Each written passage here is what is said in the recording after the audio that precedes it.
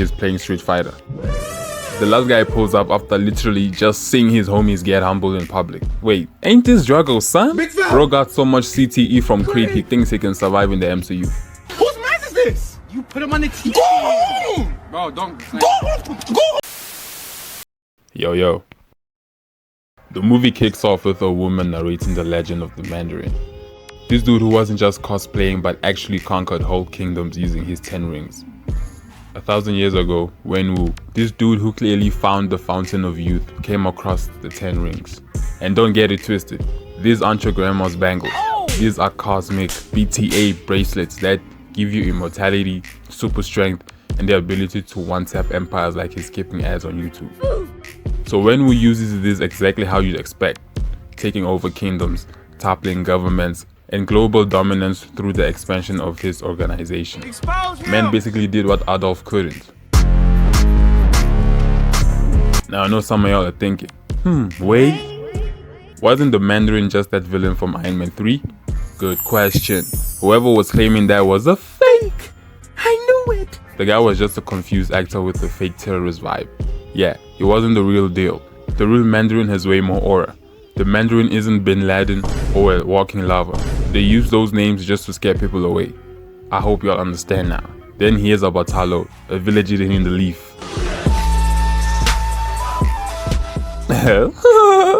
I'm kidding, okay, I'm kidding. Of course, after hearing about it, Mans can mind his own business and pulls up like he's about to colonize it. This forest isn't your average forest. This one's got a mind of its own by swallowing 2 trucks. Hey, I also don't know, bro. Just enjoy the show. And it leads the truck to a dead end with the Mandarin surviving the car crash like Dom Toreno. Paul Walker can relate. I'm joking, I'm sorry.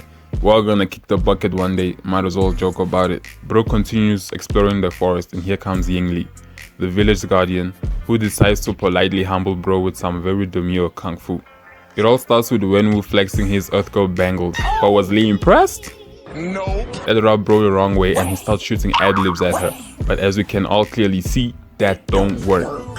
She levitates, weaves, and does a face reveal like Dream.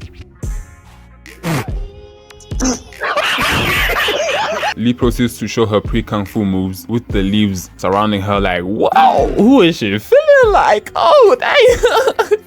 He jumps towards her, but she blocks and swings his arm around. Got my guy looking like he's charging up a super punch and releases the beam into the forest. He tries to slap her, but she ducks. My guy thinks he's Chris Brown. He throws a right, but she blocks.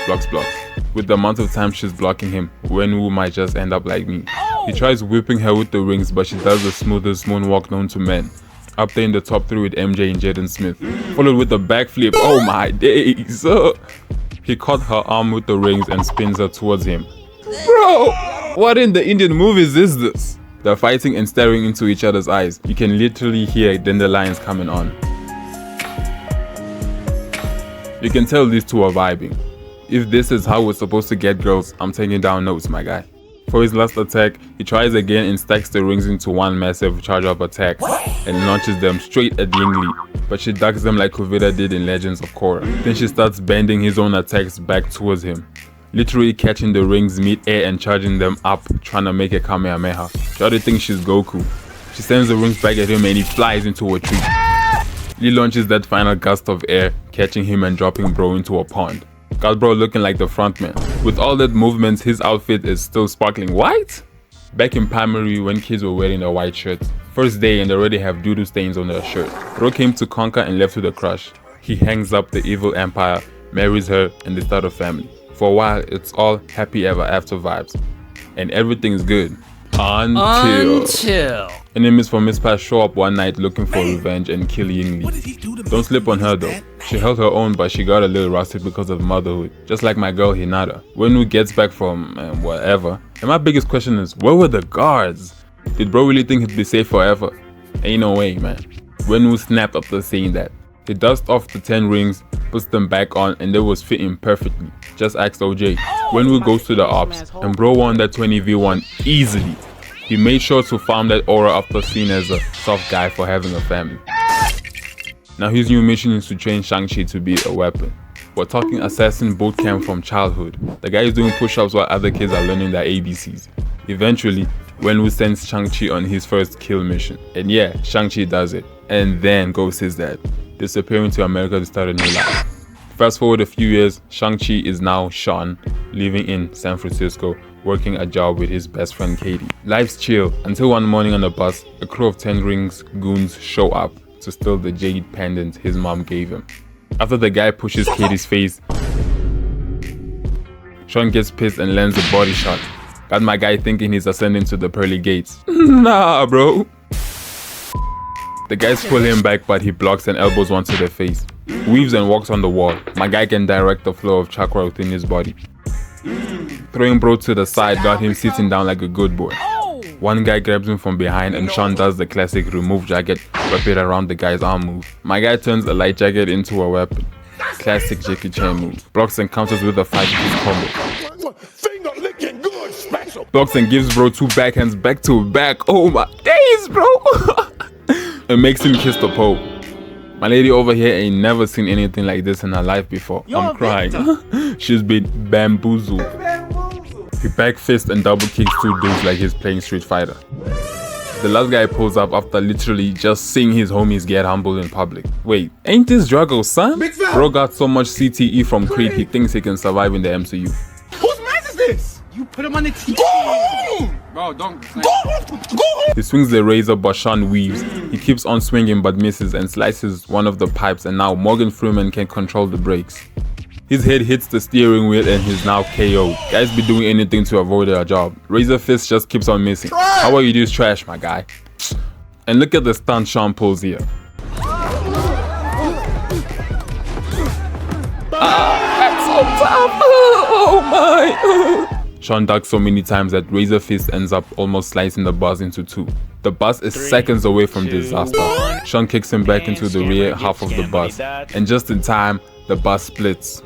The front half uses other people's cars to slow it down, and everyone lives. Razor Fist gets away with the pendant, and Sean realizes that they're probably going after his sister, who has the other one. So he flies to Macau. Katie tags along because, of course, and he finds his sister Xiaoling. She's not exactly thrilled to see him. Turns out she runs an underground fight club, which is honestly, hey, that's our flags. What you mean, bro? And we see Wong fighting for money. This guy has the most random cameos, man. Before they can have a wholesome sibling moment, WENWU's henchmen crash the party. Straight chaos, glass breaking. Like, whoa, people can have a break? My god. They're out here fighting on bamboo sticks and I can't even hate. That was tough. Yo, that was tough. That's tough. That's tough. My guy. The man in a kabuki mask pulled up and took the pendant from Xiaoling, and he thought he could get away? Nah, Sean speared bro to the ground and they start swinging. He ducks, kicks the arm but receives an elbow in his chest. Misses twice and ducks. Headbutts the man and tries to stab him, but bro isn't letting that happen. So Sean flips his body over and he tries to stab him again, but WENWU stops him using the rings. Whoa. So the dad walks in and he takes them back to his compound, and he hits them with the wildest lie. There's a gate deep in the mountains. Your mother is waiting for us there. This nigga is crazy. Huh? Bro, your wife's been dead for years. This is giving Facebook scammer energy. The kids say no, WENWU says bet, and locks them up. Lock them up! In prison, they meet Trevor. Yeah, the fake Mandarin actor from Iron Man 3, who's just chilling there with a faceless winged pet named Morris. And they decide to follow Morris. Apparently he knows the GPS coordinates to Ta Lo. They escape, drive through a bamboo forest which has a mind of its own, and finally reach Ta Lo. This place looks peaceful with unordinary looking animals, and their aunt who immediately clocks that WENWU's being lied to. She explains the mom is alive voices in his head. Yeah, that's actually the Dweller in Darkness, a massive creature waiting for someone to break open its gate. And WENWU just happens to be that person. The squad trains for the battle. Shang-Chi gets Dragon Scale clothing and learns some airbender moves from his aunt. Katie picks up a bow for the first time and suddenly becomes Legolas 2.0 because Marvel. And then the dares arrive. WENWU pulls up and tries to convince Sean one last time, but it's not working. So the war begins. Sean confronts his dad and their fight gets personal. WENWU started like, pow! Block, weave, block. Sean misses and Wenwu lands the spinning kick. He leaves Sean on the floor but Bro got back up and tried a snake attack by Wenwu said, pulls him closer and spin kick. Got Bro flying back like BAM! Eee! Hitting your head on the ground like that definitely will lead to some loose screws. Gonna have Bro answering questions like Beetlejuice.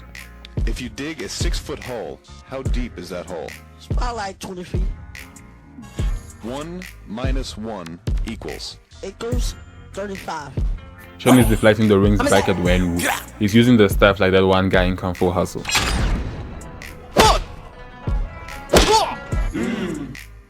Wenwu was moving like Muhammad Ali until he received one on his face. It ain't just happened once, but twice. I think it's time for Buddy to hang up that jersey. Bro's been in the game for way too long. Sean tells him that his mom wouldn't give him a second chance even if she had to come back, and that got him in his feelings. Bro gave him a body shot with the rings and doubled it like BAM! Sending Bro into the sea and separating it into two, thinking he Moses. And auto farms by summoning the rings back, knowing the camera's on him. He might just post that on the gram. While Sean's down there, a giant water dragon literally saves his life, lifting him back into the battle. Hey, and look, if falling in that water doesn't kill me, then seeing that dragon in the sea definitely will. My fear of oceans can't. No, I can't, bro, I can't. I can't. I simply can't. Meanwhile, Wenwu is pounding the gate with the 10 rings, and each blow lets out these mini soul-sucking creatures What do you mean by that? that attack both sides. The creatures get their first target, now the villagers and the 10 ring soldiers actually end up teaming up to fight them. But anywho, Shang-Chi returns to try and stop his dad once again. We go again. And just like before, he ain't listening. So the dad uses violence to get Sean out the way. Sean is too smooth this time and he uses his mom's move, and they're out here staring at each other during a fight. Hey Baba, wake up, Baba, wake up. As that man, time to play is f***ed up. As a that man, really. The martial arts here is such a beauty. We got Wenwu slinging the rings up and down. He throws them at Sean and Sean bends these effortlessly like, damn, oh that's so smooth. The rings change color. They be switching sides like that one fan on FIFA. They continue slinging the rings at each other, and this is how the Bloods and Crips think they look during gang wars. Wenwu gets thrown into a wall, but he jumps back and Sean uses the rings to get higher and give us this frame. Wenwu thrusts the rings underground and they come back up like Naruto did to Neji. He jumps high like LeBron and gives Sean a Superman punch. Me personally, Sean walks out the dust with the rings and saying this, hey man, I might also be worthy for these, man. Wenwu sees this and still stands his ground with all the odds stacked against him. He's on the list of never ducking a fade with Iron Man and Aaron the Plumber. Hey, Aaron, where is Aaron right now? Sean trying to make the Kamehameha but doesn't go through with it and gives the rings back. oh my god. The Dweller breaks out, grabs Wenwu and starts snatching his soul. That's cold. In a final act of love, he passes the rings to Sean just before he dies. Why you doing this, my guy? Oh man, that's sad, bro. Hey, I never thought my guy was gonna go out like that. Women really be the reason for a guy's downfall. It's an evil world we live in. what did I do? Go to the office. What did I do? The final fight is insane. The Dweller takes on the Grand Protector Dragon, while Sean and Charlene try to stop it from devouring the dragon's soul. Katie nails a clean arrow shot that helps balance the fight a little bit. Sean saw an opening and went for it. My guy was moving like Spider-Man with them rings, bro. The Great Protector kicks in, trapping the Dweller in a giant water column that looks like it's going to be frozen for 100 years. Shang-Chi drives all 10 rings into the Dweller's chest and they glowing like crazy. He ascends into the clouds and this scene is beautiful. They must have taken inspiration from the final fight in Kung Fu Hustle. The slow motion and soundtrack just give me chills, bro. He spins his body twice in mid-air. Oh my days, bro, oh my days. To finish off, he combines his mom's elegance and dad's fury to explode the Dweller. Yeah!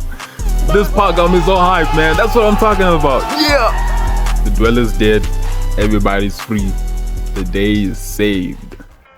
Back in San Francisco, Shang-Chi and Katie are telling their friends about their week, like it's a kid's vacation story, and they are obviously not believing them. Then Wang shows up mid-lunch. He grabs them to meet Bruce Banner and Captain Marvel, who analyze the rings and say, "Anyway, we'll call you if the war's ending." Are you serious right now, bro? Shang-Chi, Wong, and Katie end the night with karaoke. This movie is really slapped on, man. If it was released before like Endgame and Infinity War, it was gonna receive the recognition it deserves. The choreography and humor were on point.